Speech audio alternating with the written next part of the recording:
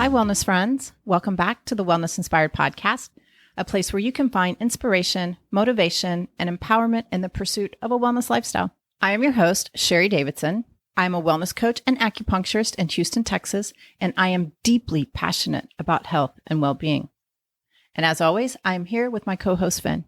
And if you're new to the podcast, Finn is my terrier mix rescue dog, trail runner, and loyal companion. He is also a therapy dog and a greeter at Element 5 Acupuncture and Wellness. Well, here it is, the episode you've all been waiting for, my running adventure in the Azores, Faial Island, Portugal, and the after party on the mainland in Lisbon and Porto. This trip was amazing. And those that have been with me for a while know I love to travel to beautiful places and trail run. I love it because it fulfills me in so many ways. It broadens my perspective. There is self-discovery, cultural awareness, overcoming challenges, not just the races, but traveling in general, because you never know what you're going to get. There's personal growth that comes from that. I get to be in nature, and I get to stay physically active. I'll let you in on a little ritual I have. Before I leave, I sit on my sofa and I think, I wonder what the transformation will be after this experience. What will I learn about myself? What will I learn about others? What beauty will I experience? What challenges will I have to overcome? And how will this trip shape me internally and externally? And how will I integrate that into my life? And when I return home, I sit on my sofa and I reflect on my experience. And now I'm going to share it with you. But before we get started, I want to mention I am planning a European wellness riverboat cruise in 2024. My friend Tammy Haroka is a travel concierge and a friend, and she's also been on the podcast. We talked about wellness travel, but she's helping me plan this great adventure. I have yet to commit to a river, but I am thinking of a 7-night cruise on the Danube River. We would cruise through Austria, Germany, Hungary, and Slovakia. There will be active sightseeing, so hiking, biking, and I'm going to try and get some running in there, maybe some trail running. There will also be yoga, wellness talks, relaxing, and locally sourced cuisine.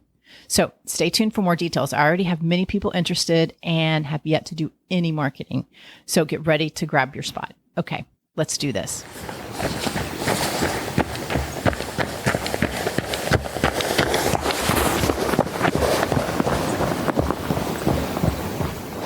Run in the Atlantic Ocean.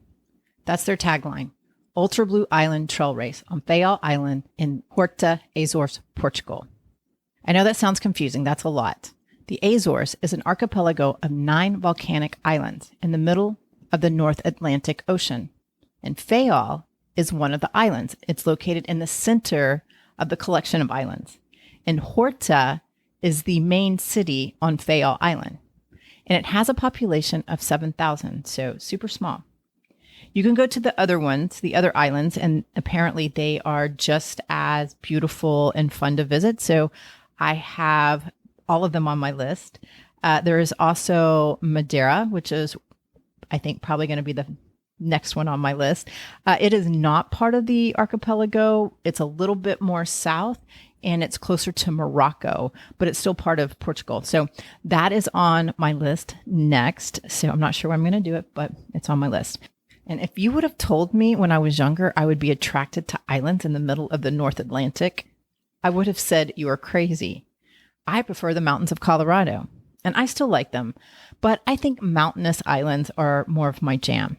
I struggle running in altitude. It really affects me. I can hike, I can snowboard, but running, no. And I found that I can go to these beautiful places and get the challenging terrain and the beautiful scenery without the altitude. I think Faial Island, I think that the elevation is like 1,300. So you still get some elevation and difficult terrain, but I don't have to worry about being able to breathe. And there is just something alluring about exploring an island in the middle of the ocean. I find that so alluring. I had never heard of the Azores until I went to the Faroe Islands last year. I think it was in October.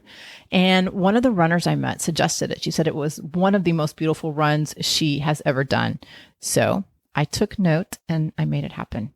The race had 4 distances. It had 118 kilometers, which is about 73 miles, the 65K, which is 40 miles, a 42K, 26 miles, and then a 25K was 15 miles. And I decided to do the 65K, the 40 miles. And I had a plan. My race schedule was complete, each race building on the next to a grand finale of Rocky Raccoon 100 Mile in January of 2024. The plan was to come back from my trip from the Faial Islands, start training for Brazos 50 miler. I think that was in April. Then I would head to the Azores for a 40 miler in tough terrain. In May, I would find a 100K, which is about 60 miles, sometime between when I returned from the Azores and the first of the year. And then I would finish with the grand finale of a 100 miler. And it would be my first attempt. But as you know, things can change fast. Some unwanted news came my family's way, and the doctors detected a spot on my mom's spine. The diagnosis took over 3 months, and you can imagine the frustration, the fear, and the many other emotions that come along with it. My training took a nosedive. I was not sleeping well. My overall motivation for training was zero, and thanks to my running friends, I was still getting out to run, but I was not doing any distance. All I could think about was my mom. I wanted her to be okay. At night, I would bathe her in white light, see the spot on her spine disappear, and I would envision us jumping up and down with joy because her results came back cancer-free. And you know what they say, you hope for the best and you plan for the worst. During the day, I would go into planning mode. What if we got an unwanted diagnosis? What were we going to do? And I will tell you, that is a very overwhelming thought. January of 2023, we finally got the results that she was cancer-free. We got the best diagnosis. She did not have cancer. What a relief. Now, she's still in a lot of pain. She's still in her journey to resolve the pain, but she didn't have cancer. And we were all filled with joy. I was filled with joy. I was happy. But during those 3 months, my priorities shifted, and I was left with a void of motivation to train. However, I decided to keep moving forward with my plans to the Azores to run the Ultra Blue Island trail race. And I was hoping to find my motivation along the way. I had 3 months to train for a very hard 40 miles. My friend Lena decided to run the race with me, and we started training. We picked up our mileage very quickly. And when the time came, I was not confident that I was ready. I thought about going down in distance. Then I thought, maybe, just maybe, I'll surprise myself. I'll take it slow. I wanted to finish in 12 hours, but I had 14 hours to complete the race. So let's do it. The departure. Here we go. It all started here. We were scheduled to depart on Sunday, April the 30th. We had one stop in Paris, France, and due to an air traffic controller strike in France, our flight was delayed a day. This put us back 2 days. Originally, we were supposed to fly from Houston to Paris, and we had an hour layover, and then we flew to Lisbon, Portugal, where we would stay for 2 days and then fly to the Azores. But because of the delayed flight out, our connecting flight in Paris that would fly us to Lisbon didn't leave for 8 hours. So we lost another day.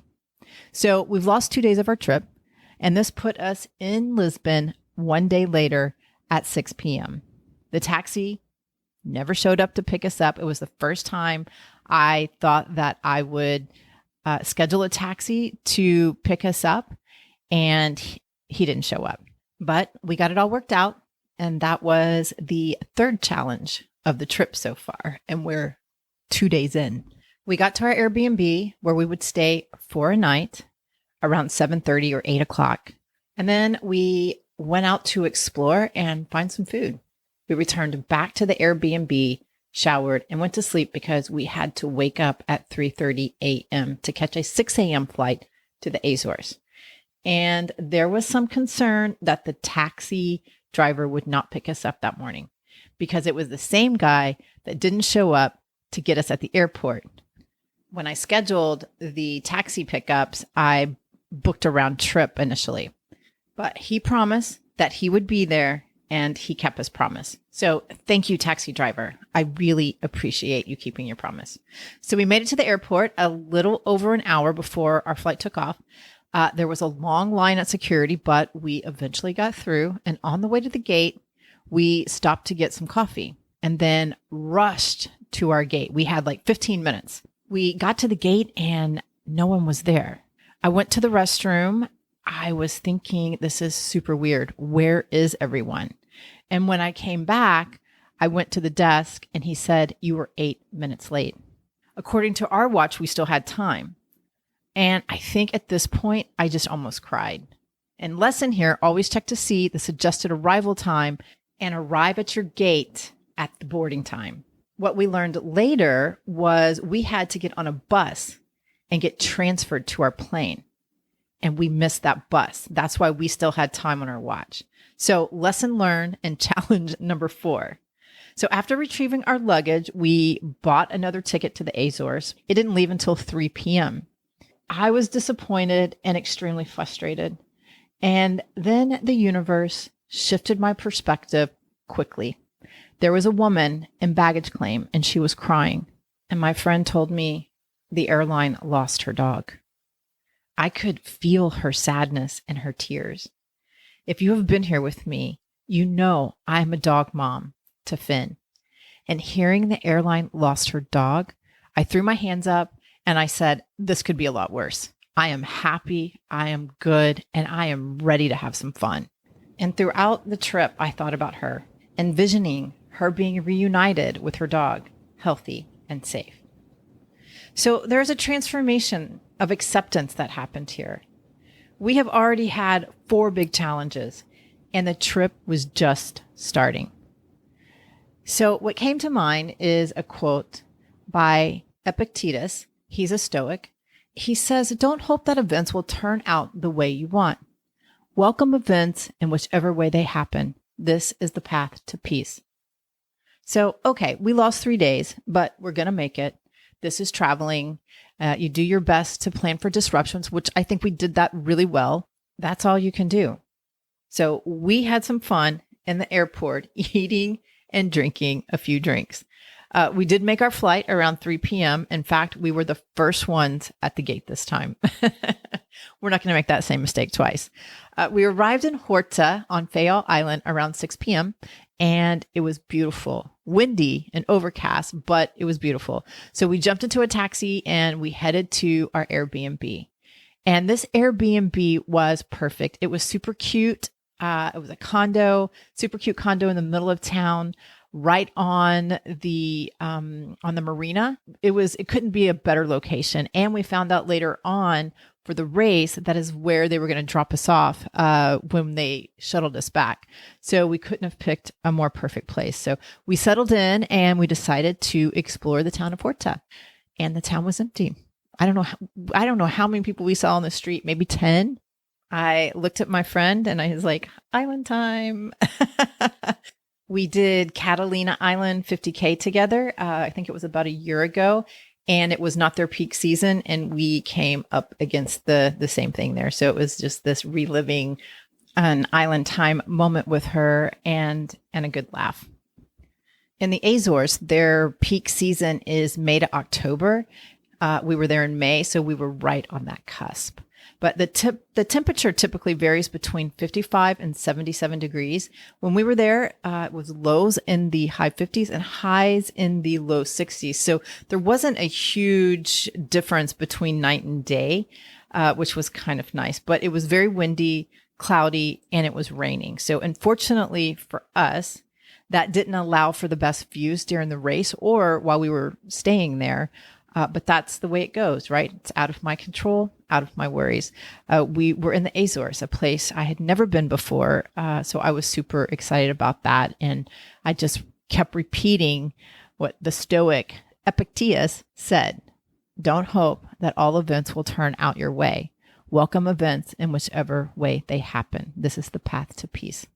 So Horta Bay is the second Portuguese bay to be part of the club of most beautiful bays in the world. Unfortunately, we couldn't see it. It is located opposite the city of Horta and is home to not only the harbor, but vast marine life. Also, it is one of the meeting points of international sailing, with several international regattas crossing its waterways. Walking around the marina, we came across a cafe called Oceanic Cafe, and connected to it was a store, Oceanic, selling digital artwork. All of the artwork was marine life, and it was all done by a local artist. His name is Les. I met him when I was picking out a couple of pieces, and he is a very talented, nice, and attractive British-Irish gentleman doing great things there. Many years ago, and I hope I get this right if I remember it correctly, but many years ago, Les arrived in Horta on a fishing trip. He never left. The profits he makes from his art and the restaurant go towards ocean conservation.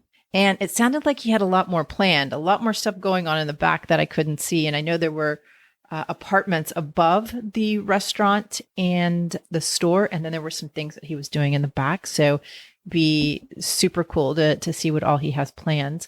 But I bought 2 of his pieces. I bought a jellyfish for myself and dolphins for my parents. They are beautifully detailed. He said the one he sells the most of is the Azores Man of War, and I believe it's blue, if my memory is serving me well. I did not get that jellyfish. I got another jellyfish, and it is called the Mauve Stinger, and it's pink, but super beautiful, and I haven't gotten them framed yet, but I do have them up stretching so I can enjoy them until I get them framed. So I will put the link in the show notes to the Oceanic, and I believe the website has the restaurant and the store. If you go to the store and you're interested in the artwork, go under store, Oceanic store, pick fine art, and you can see the work that I'm talking about here. So I will put that in the show notes. So let's move on. Horta is a popular stopping point for many sailors crossing the Atlantic. Sailing boats from all over the world can be seen there. So it is called the City of Sailors. If you walk around the marina of Horta, you will see the logos and artwork left behind by all the boats who have sailed into the port. And according to legend, it is considered a bad omen to leave without leaving a pictorial memory. And it's super colorful. They're everywhere and super interesting to look at. Across from the marina and not far from Oceanic is another bar restaurant called Peter's Cafe Sports Bar and Restaurant. And it has been a local landmark since 1918. Like I said, it's across the street from the marina where all the crews go to enjoy a gin and tonic with a crafted Peter's gin. Now, I don't like the taste of gin, but my friend got one and I tried it and it wasn't bad. I just am not a gin drinker, but they make their gin there. So if you go and you like gin, you have to go check out Peter's Cafe. On their website of Peter's Cafe, it says, if you sail to Horta and you don't visit Peter's, you have not actually been to Horta. And that was on their website. So I thought I would include that because I thought that was very telling of Peter's Cafe. Okay, so our first dining experience was at the Cantina de Praca, the canteen of the square. And it was at the Mercado Municipal de Horta, the locals farmer market. The food was fantastic. And I will put a link to that in the show note as well because it was yummy. We had tuna, steak, and shrimp. Now, that was the first restaurant that we went to in Horta. And I believe that restaurant set the stakes kind of high because after that, it was a little bit hit or miss with the food. Their Oceanic was really good. There was a Chinese food restaurant that was really good. The gelato was really good. We had a fig and cheese gelato. It doesn't sound good when you say it, but it really was good. There is another restaurant that we ate at that was pretty good, but I'll talk about that one later when I get into our race. So like I said, food is kind of a hit or miss there. So if you go to the Azores, make sure you do your research and get recommendations. My understanding is that of the islands, Faial is the least populated by tourists, but it's on the rise. And so that's part of the reason. That was my understanding. So all of this could change in the future. And in fact, one of the guys that was working part of the Azores committee, he was working the race. He said, we know we have bad food. Anyways, okay, let's move on. We had 2 days until the race. We didn't do too much. We did do a shakeout run. There were quite a few dogs that startled me while running. Thankfully, they were contained. We learned during the race that many of them are herd dogs and not friendly. It is a herd dog specifically known to the Azores. I was curious, but not too curious. So I don't remember the name, but they did ask all the owners to put their dogs up for race day. I love dogs, but I do not love aggressive dogs. So you always have to be careful, especially when you're running out in the middle of nowhere. The day before the race, we decided to go to the start. That way we knew where we were going that morning, and thankfully we did. The start was at the center of the city at Fort of Santa Cruz at the edge of Horta Bay. While exploring the area, we decided to have dinner at Genuino Restaurant. It was a restaurant with a view. And the owner, Genuino Madruga, was the first Portuguese sailor and 10th worldwide to circumnavigate the world solo. He greeted us when we came in, and he led us to our table in a room with a large window overlooking the stunning Porto Pim Bay. He asked where we were from. I said Texas.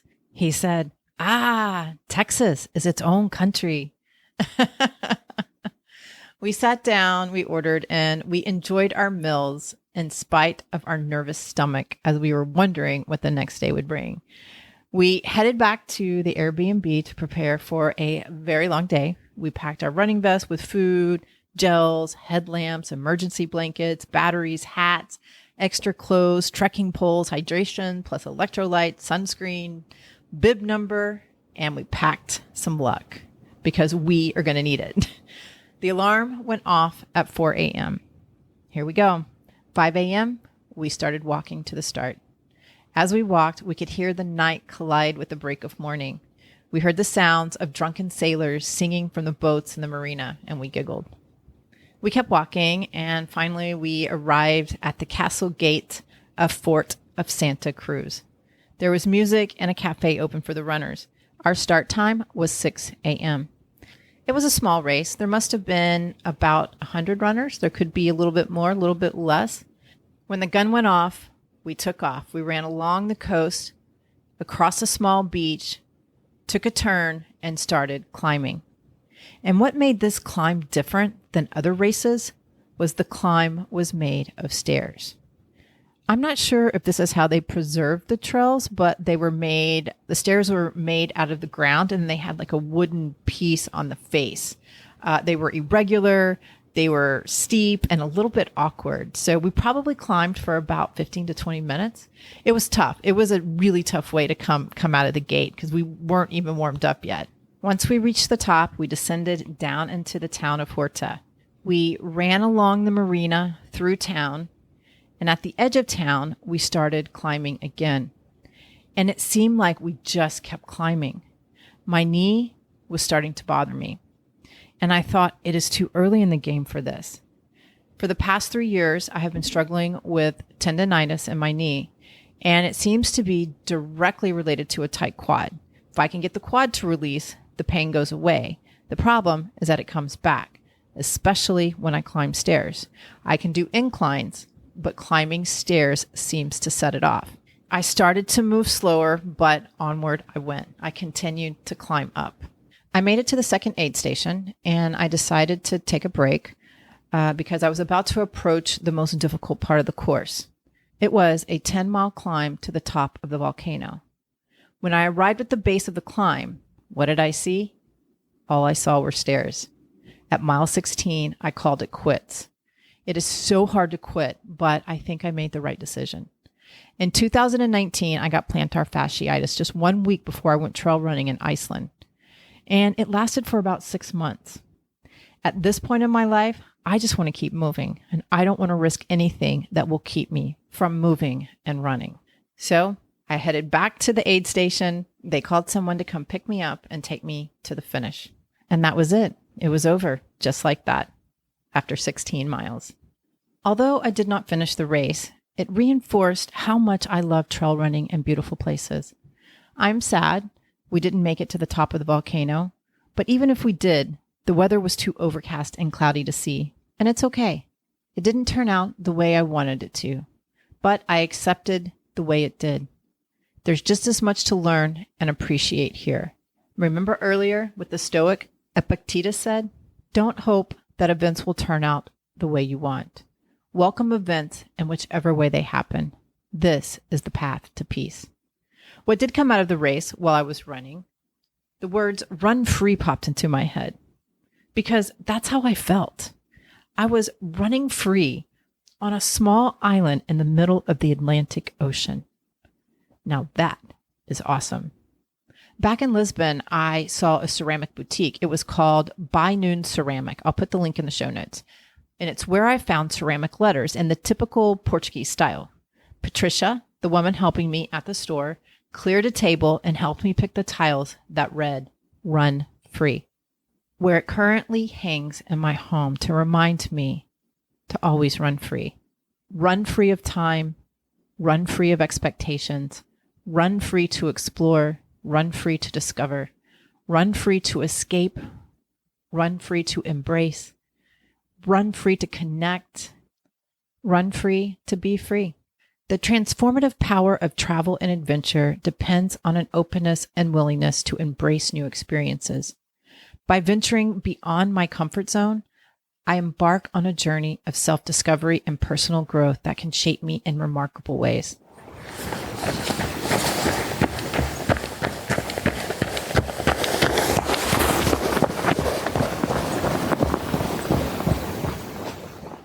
Okay, what did you all think? I really enjoyed sharing my experience with you, and I hope you enjoyed it too. The next episode will be the after party on the mainland, Lisbon and Porto. I hope you join me. And as always, if you have any comments, questions, or suggestions, I would love to hear from you. If you like what you hear, please subscribe to the podcast and share with your family and friends. You can also give me a rating and review wherever you listen to your podcast. It helps other people find me as well. To get updates on new episodes and wellness inspiration in your inbox, please join the Wellness Inspired community. Go to wellnessinspiredpodcast.com to sign up. I'll put the link in the show notes so you can click and join.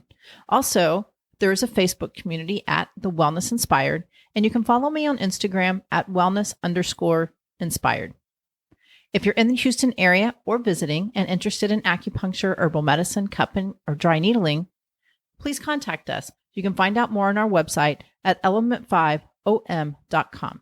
That's element5, the number 5om.com. And again, I'll put the link in the show notes.